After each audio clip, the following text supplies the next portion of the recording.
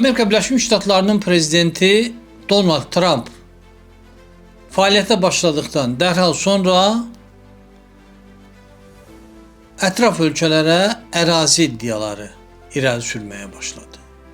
Əvvəlcə Kanadanı Amerika Birleşmiş Ştatlarının ştat etmək planını ortaya qoydu.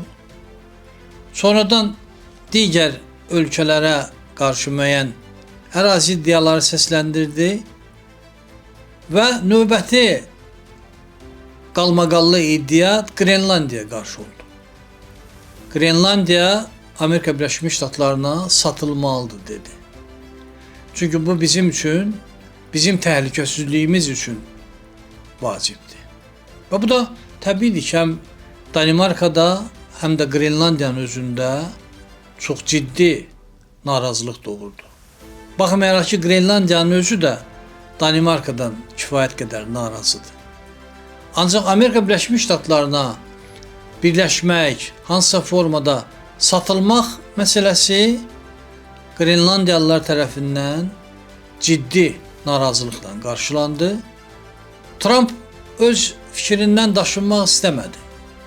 Bu bizə lazımdır dedi və biz nəyin bahasına olursa olsun Grenlandiyanı birləşdirəcəyik dedi. Müxtəlif ideyalar ortaya atıldı. Məlumdur ki, Grenlandiya Danimarkanın tərkibində muxtar qurumdur. 2 milyon 100 bin kvadrat kilometrdən artıq sahəsi var və çox böyük əraziyə malikdir. Ancaq istifadə olunan ərazi deyil bu ərazi. Buzlarla örtülmüş, baxmayaraq ki, faydalı qazıntılar da orada kifayət qədərdir. Ən əsası o Grenlandiya tərəfindən çox mühüm dəniz yolları keçir. Və Arktikada mövqeyini möhkəmləndirmək istəyən Amerika Birləşmiş Ştatlarının Grenlandiyaya ehtiyacı var. Çünki həm Çinin, həm də Rusiyanın orada təsirini azaltmaq istəyir.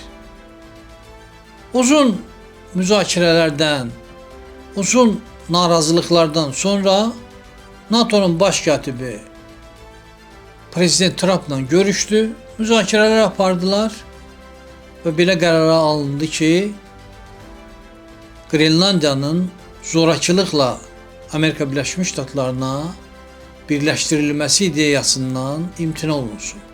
Nədə razılığa gəlindi? Hələ bu barədə heç bir məlumat yoxdur.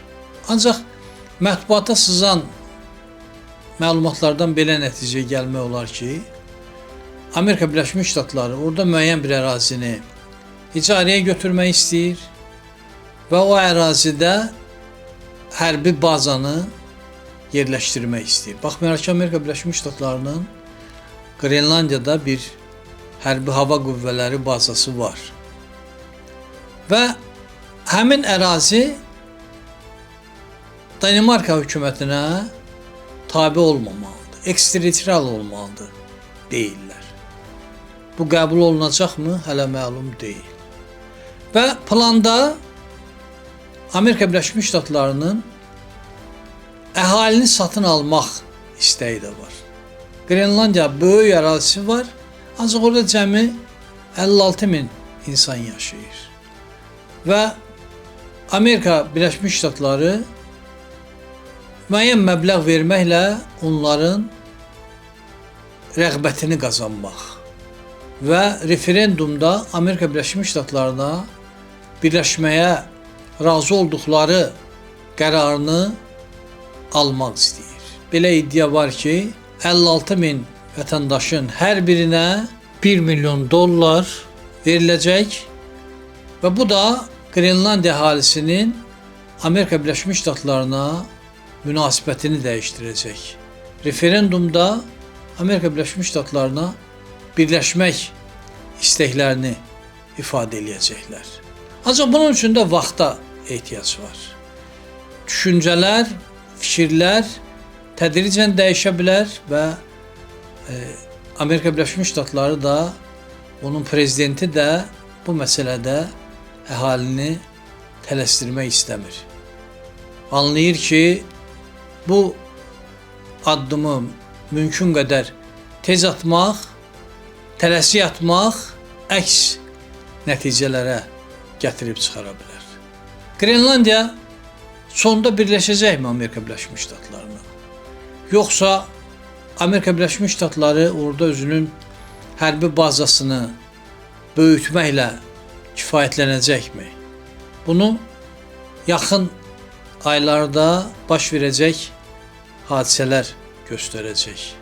Ancaq bir şey aydındır ki, Qrenlandiya hadisələri hamıya bir daha sübut elədi ki, əbədi müttəfiq yoxdur və bugün sənin üçün ən yaxın olan müttəfiq sabah ən təhlükəli düşmənə çevrilə bilər.